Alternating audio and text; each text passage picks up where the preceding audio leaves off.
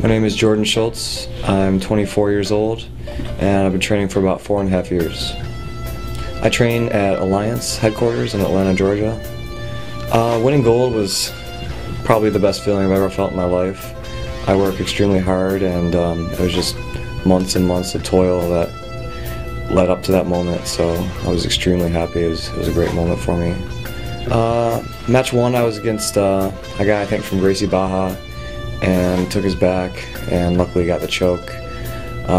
Match 2 and 3 are kind of a blur actually. I don't remember much. I remember playing a lot of spider guard. My game plan was to pull guard in every match, and if I had to, go on top. And at Alliance we're well versed in both passing and the guard, so I was comfortable if I had to pass, I would pass. But I kind of wanted to play guard and show everyone my guard, my omoplata, which is one of my favorite things to do. So match 4 was against a really flexible guy, a really flexible guard.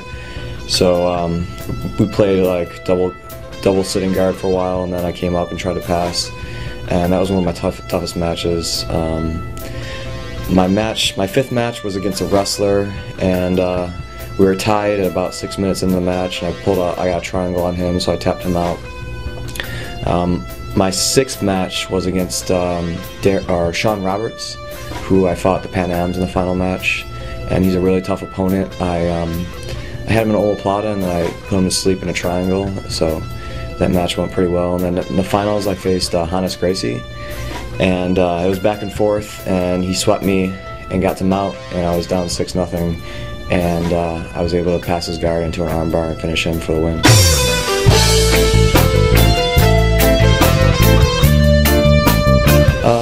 Like most other people, I was watching MMA and I saw Jiu-Jitsu in the early UFCs, and I got interested in it.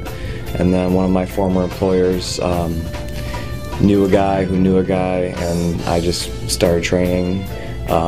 As soon as I tried it, I got addicted and started spending all my money on it and rearranging my life so I could train.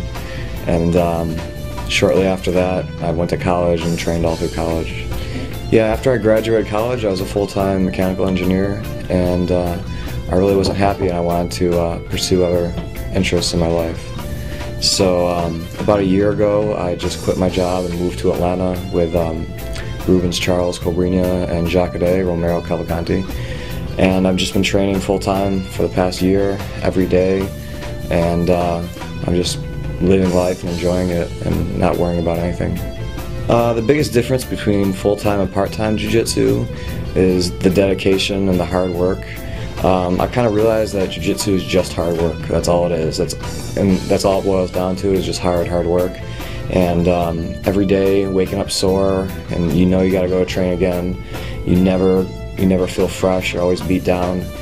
And one of the things I've realized too is you always got to look like you're fresh. You always have to be happy, and you don't show that emotion. You just keep that inside and keep it built up, and then you let it go at the tournaments, and that's where all your hard work just everyone sees it. So I pay my eye to the rhythm and the way you move. Number 1 has to be my professor, Rubens Charles Cobrinha.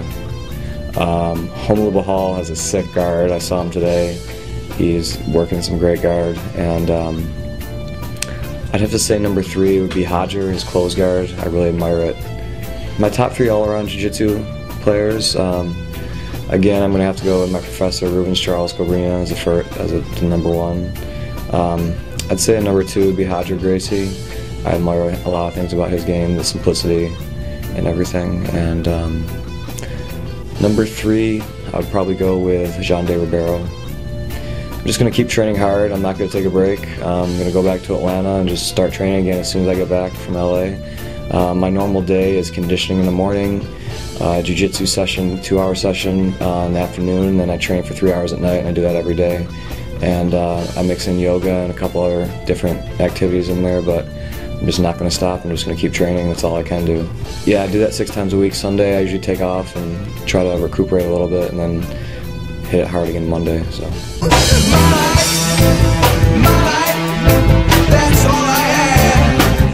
I lost to Roberto Cyborg Abreu at Grappler's Quest about a month ago, and he was probably one of the toughest guys. I've also lost to Caio Terra, and yeah, those are probably the top 2 guys that I've lost to. For the next 5 years, I want to be the best lightweight in the world. I want to get my black belt, and I want to be the best. I'm not going to stop working hard. I'm just going to keep working as hard as I can, and I'm just pray that I don't get injured and I can keep training hard. And I have a great team and great training partners, so I'm just going to keep going. My favorite technique? I don't have one. I use what works, so whatever my opponent gives me, I take. I don't want to be known for being a guard player or a top player. I just take what they give me, so I don't really have a favorite. I have things that work better that aren't necessarily my favorite techniques. They just work, so I use them. I'm rolling and rolling, but I feel I ain't rolling nowhere.